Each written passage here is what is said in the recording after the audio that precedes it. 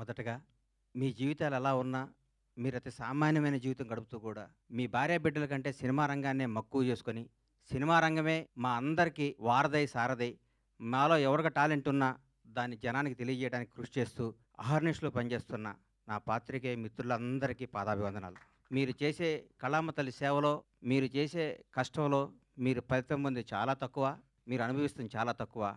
మీ ద్వారా మీరు రాసిన మీ చేతి ద్వారా, మీరు రాసి మీ పెన్ను ద్వారా కొన్ని జీవితాలు కొన్ని అద్భుతమైన స్థాయిలోకి తీసుకొచ్చిన మీ అందరికీ మీ రుణం తీర్చుకోలేనిది. మీ అందరినీ ప్రతి ఒక్క తెలుగు ఇండస్ట్రీలో ఉన్న ప్రతి ఒక్క టెక్నీషియన్ కానీ, ఆర్టిస్ట్ కానీ, ప్రతి ఒక్క నిర్మాత కానీ మిమ్మల్ని హృదయాల్లో పెట్టుకొని చూసుకోవాలి. ఎందుకంటే మిమ్మల్ని ప్రేమించడం తప్ప మీకు మేమిచ్చి కొనలేము, మీ అభిమానాన్ని మేము పొందలేము, మీ ఆశీస్సులు తప్ప. మీ అందరికీ ఫస్ట్ ఉదయపూర్వక ధన్యవాదాలు తెలియజేస్తున్నాను. ఎందుకంటే దాదాపు 7 సంవత్సరాల తర్వాత సినిమా రంగం మీడియా ద్వారా రావడం జరిగింది.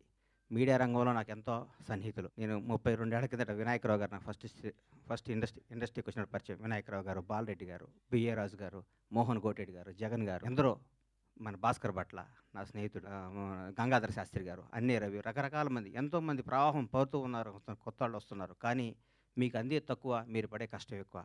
మీ విలువ తీర్చుకోలేంది, మీరు చేసే శ్రమకి వెలకట్టలేంది. మీ అందరికీ హృదయపూర్వక ధన్యవాదాలు. గబ్బర్ సింగ్. నా తల్లిదండ్రులు నాకు జన్మనిస్తే పవర్ స్టార్ పవన్ కళ్యాణ్ అని ఆయన నాకు బతుకునిచ్చాడు. పవన్ కళ్యాణ్ గారి గురించి ఎంత చెప్పుకున్నా నేను తక్కువే. నేను ఆర్థికంగా ఎంత స్థాయికి వెళ్ళినా కానీ పవన్ కళ్యాణ్ లేకపోతే నాకు ఈ క్రేజు, ఈ పేరు ఉండేది కాదు. మామూలుగా చిన్న చిన్న వేషాలు వేస్తూ ఉండి, అప్పటికి కూడా ఏ రోజు కూడా బండ్లా గణేష్కి క్యారెక్టర్ కావాలి, ఈ క్యారెక్టర్ బండ్లా గణేష్ అనే స్థాయికి నా జీవితంలో రావటం జరగలేదు. వేషాలు వేయటం జరుగుతూ ఉండేది, రకరకాలు ఉండేది. ఒకనొక టైంలో అప్పుడు అసిస్టెంట్గా ఉన్న మా blockbuster director Harish Shankar గారు కూడా నాకు ఒక చింతకాయల రవి అనే సినిమాలో నన్ను రికమెండ్ చేసి అమెరికా పంపించారు అప్పట్లో. అప్పటి నుంచి మా సన్నిహిత సంబంధాలు మాకుండేవి. నన్ను నిర్మాతం చేశారు పవన్ కళ్యాణ్ గారు. ఒకరోజు పిలిచి ఎందుకో అన్నాడు, కానీ నువ్వు సినిమాలు చేస్తావు, నేను నిర్మాత చేస్తాను. నేను షాక్ అయ్యి, నేను నమ్మలేదు. నన్ను నేను నమ్ముకోలేని పరిస్థితిలో కూడా నన్ను నిర్మాత చేస్తే చాలామంది ఆయన అభివృద్ధి కోరుకుని ఆయన సన్నిహితులు కూడా నువ్వేంటే గణేష్ సినిమా చేయటం అంటే కూడా నేను మాట ఇచ్చాను, మాట తప్పను అని నన్ను నిర్మాతం చేసిన పవన్ కళ్యాణ్ గారికి ఈ సందర్భంగా ఇంకొకసారి పాదాభివందనాలు తెలియజేసుకుంటున్నాను. గబ్బర్ సింగ్ ఒక చరిత్ర. ఈరోజు మార్నింగ్ ఎక్కడో వాకింగ్ చేసి బయటకు వస్తుంటే, ఏందన్నా గబ్బర్ సింగ్ రిలీజు అంటున్నావు, టీవీలో వస్తుంది, గొడవ ఉంది, రెండో రిలీజ్కి ఎంత క్రేజ్ అయిందా అని అడిగాడు ఒక ఆయన. నేనన్నా, హిందువులకి భగవద్గీత, ముస్లింలకి ఖురాన్, క్రైస్తవులకి బైబిల్ ఎంత పవిత్రమైందో పవన్ కళ్యాణ్ అభిమానులకు కూడా గబ్బర్ సింగ్ ఎంత పవిత్రమైందిరా బాబు, అది అప్పుడు చిరస్థాయిగా గుండెల్లో ఉండిపోయేది అని చెప్పాను. దాని గురించి మనం ఏం చేయలేం. ఈ సినిమా అణువణువున ఏ బ్రహ్మ ముహూర్తాన భగవంతుడు ఈ ముహూర్తాన్ని క్లాప్ కొట్టించాడో కానీ, ఏ బ్రహ్మ ముహూర్తం హరీష్ శంకర్ గురించి చెప్పాలి. హరీష్ శంకర్ అనేవాడు జీవితంలో కోపానికి పగకి తేడా ఉంటుంది. కోప్పడేవాడు ఎవడో హానికరదు. కోపం అనేది నీడపాము లాంటిది, అది కరిచిన ప్రమాదం లేదు. పగ అనేది నాగుపాము లాంటిది, కరిస్తే చచ్చిపోతాం. మేమందరం కోప్పడే బ్యాచ్ అది. మేము ఏదన్నా గబగబ మాట్లాడుతుంటాం కానీ మేము ఏది మనసులో పెట్టుకోం. మాకు ఆ క్షణం నా పని అయిపోవాలి, ఆ క్షణం అది అయిపోవాలి. అంతేగాని మాకు కోపమో, మాకు ఈగోనో, మాకు మాట్లాడటం రాదని మీరు అనుకోవద్దు. మేము చాలా చిన్న స్థాయి నుంచి వచ్చిన వాళ్ళం కాబట్టి, చిన్న కుటుంబాల నుంచి వచ్చిన వాళ్ళం కాబట్టి, ఈ రంగుల ప్రపంచంలో మాకు స్థాయి వచ్చింది కాబట్టి, ఈ రంగుల దాంట్లో మాకు పేరు వచ్చింది కాబట్టి, దీన్ని నిలుపుకునే తాపత్రంలో మేము గబగబా మాట్లాడి కొన్ని తప్పులు చేస్తే దాన్ని మీరు మనసుకు తీసుకొని మమ్మల్ని హర్ట్ చేశాడు, మీ చేతిలో పెన్ అనే ఆయుధంతో మా జీవితాన్ని మీద మచ్చరాయకూడదని మనస్ఫూర్తిగా మీకు కోరుకుంటూ, మీ ఆశీస్సులు ఉండాలని ఆశిస్తూ, మీ అందరి ఆశీస్సులతో మేము పైకి రావాలని ఇంకొకసారి కోరుకుంటున్నాం. ఈ గబ్బర్ సింగ్ అనే సినిమాని అణువణువున ప్రతి అడుగు, ప్రతి మాట, ప్రతి క్షణం, ప్రతి కష్టం హరీష్ శంకర్కే చెందుతుంది. హీరో గారితో అంతకుముందు నేను తీన్మార్ సినిమా తీశా. హీరో గారు ఎవరేం చెప్తే అది చేస్తాడు, పాపం నమ్మితే వదిలేస్తాడు. గబ్బర్ సింగ్ అనే చిత్రాన్ని హరీష్ శంకర్ ఏం చెప్తే అది చేద్దామని ఫస్ట్ డే నాతో చెప్పాడు. బాబు నేను షర్టు గుండీ లిపితే పోలీసు అడిగిపోతాడా అని అడిగాను నేను ఒకరోజు. నీకెందుకురా, నువ్వు దూరం కూర్చో అనేవాడు నన్ను. ఆయన ప్రతి ఒక్కటి అంత గొప్ప సినిమా. 12 సంవత్సరాల కెరీర్లో ఆ ప్రయాణంలో ఒక్కొక్కళ్ళు మల్లెపూలు ఇస్తే కొంత తల్లో పెట్టుకుంటే కొంత ఎక్కడో పెట్టుకుంటారు. హరీష్ శంకర్ని వాడుకునేవాడికి తెలుస్తుంది హరీష్ శంకర్ పవర్ ఏంటో. వాడుకునేవాడు ఎక్కడో పెట్టుకుంటే మనం ఏం చేస్తాం దానికి. ఇప్పుడు మల్లెపూలు ఉంటాయి, కొందరు తల్లో పెట్టుకుంటారు, కొందరు దేవుడి దగ్గర పెడతారు, కొందరు ఇంకెక్కడో పెడతారు. మా హరీష్ శంకర్ అనే ఒక డైమండ్ని ఎక్కడో పెడుతున్నారు. హరీష్ శంకర్ అనేవాడు నాకు వస్తే, హరీష్ శంకర్ అనేవాడు ఎక్కడితే ఆ పువ్వు అనేవాడిని ఎట్లా నేను చూపిస్తాను. నేను హరీష్ శంకర్ అనేవాడిని అద్భుతంగా ఒక సీసాలో ఒక అద్భుతమైన సీసాలో సారా పోతే సారా సీసా అవుద్ది, పాలు పోతే పాలు సీసా, అమృతం పోతే అమృతం సీసా అవుద్ది. హరీష్ శంకర్ అనేవాడు సీసాలు అంటాడు.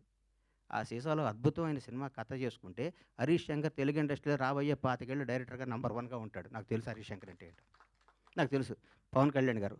పవన్ కళ్యాణ్ గారి గురించి ఏం చెప్పమంటారు? ఎందుకు చెప్పమంటారు? ఎన్నేం చెప్పమంటారు? ఎన్నేం చెప్పమంటారు? ఒక గొప్ప మానవత్వం గల వ్యక్తి, ఒక నిజాయితీ గల, నిబద్ధత గల వ్యక్తి, నీతివంతుడు.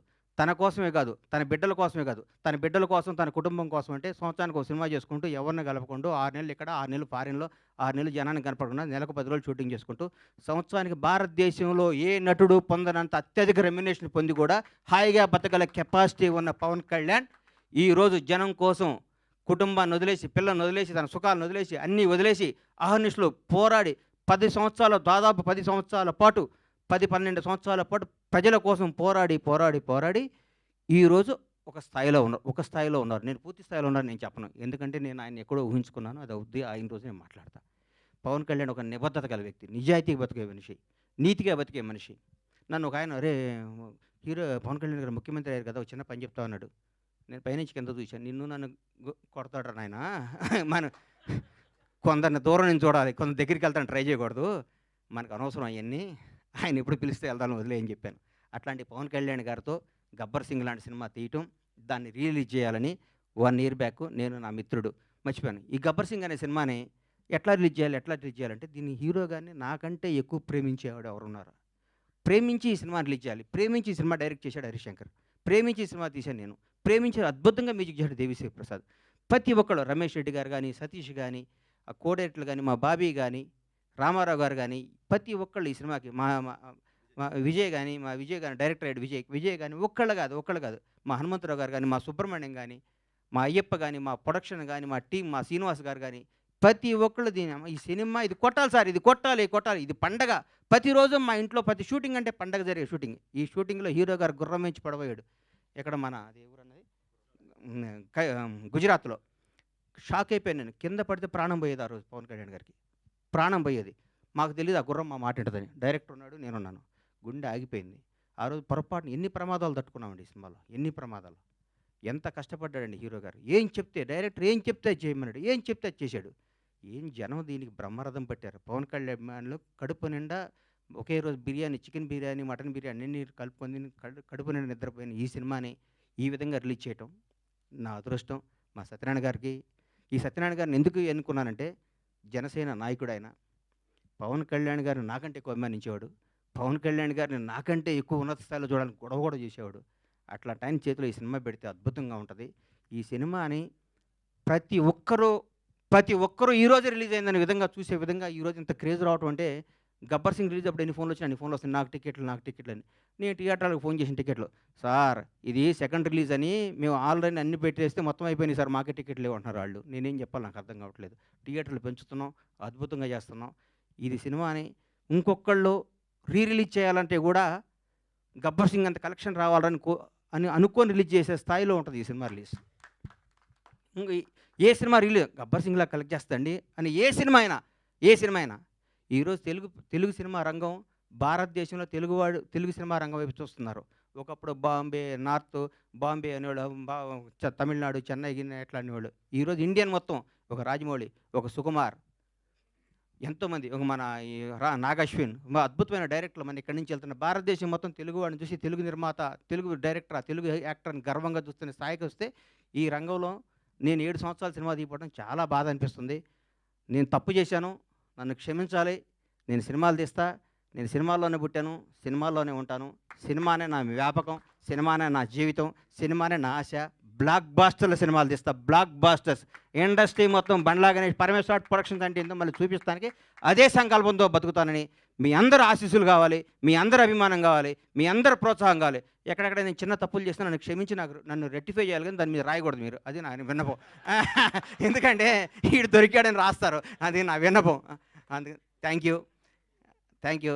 ఈ సినిమాను ఆదరించి మళ్ళీ ఈ సినిమాకు వచ్చే కలెక్షన్స్ బిత్తరపోయే విధంగా ఉండాలని మనస్ఫూర్తిగా కోరుకుంటూ, ముఖ్యంగా పవర్ స్టార్ అభిమానులకి, మనందరికీ నేను చెప్తున్నా, ఇంతకుముందు పవర్ స్టార్ పవన్ కళ్యాణ్ గారు, మనం ఏం చేసినా పవన్ కళ్యాణ్ అభిమాని ఎగిరినా న్యూసే, తగ్గిన న్యూసే.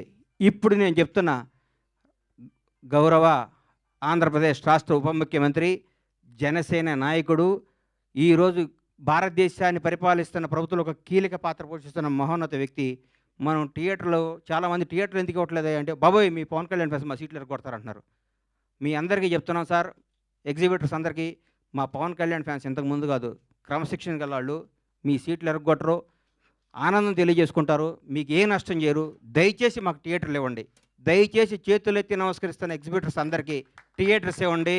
పవన్ కళ్యాణ్ ప్రతి ఒక్క అభిమాని సెప్టెంబర్ 2వ తారీఖు నాడు ఉదయాన్నే గుడికి వెళ్తాడు, 11 థియేటర్కి వెళ్తాడు. ఇది కన్ఫర్మ్. గుడికి వెళ్ళి పవన్ కళ్యాణ్ 100 ఏళ్ళు బతకాలనుకుంటారు, థియేటర్కి వచ్చి పవన్ కళ్యాణ్ ఉత్సవాలు చూసుకుంటారు. ఈ రెండింటిని మాత్రం మీరు మమ్మల్ని నిరుత్సాహపరచొద్దు. దయచేసి ఆంధ్రప్రదేశ్లో ఉన్న తెలుగు రాష్ట్రాల్లో ఉన్న ప్రతి ఎగ్జిబిటర్కి చేతులెత్తి నమస్కరిస్తే రిక్వెస్ట్ చేస్తున్నా, థియేటర్ ఇవ్వండి. మీ థియేటర్ పవన్ కళ్యాణ్ ఫ్యాన్స్ తరపున, పవన్ కళ్యాణ్ అభిమానుల తరపున, ఒక అభిమానిగా, పవన్ కళ్యాణ్ భక్తుడిగా నేను మీ అందరికీ మాటిస్తున్నాను. మా వాళ్ళు థియేటర్లు ఇరగ్గొట్టరు, థియేటర్లు ఆగం చేయరు. పవన్ కళ్యాణ్ మనుషులు అండి మేము.